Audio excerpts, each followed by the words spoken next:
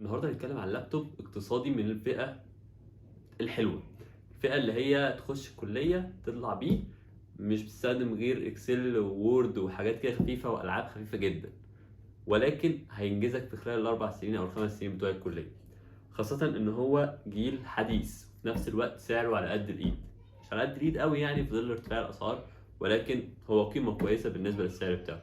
فاللابتوب اللي معايا هو ال HP 240 G7، يعتبر لابتوب اقتصادي جدا، تقدر ان انت تطلبه اونلاين برضو من امازون او في بعض المحلات بتبيعه، ولكن في سينونيمز كتيره ليه الاتش بي الاراوند 7000 جنيه او 6700 حاجه كده.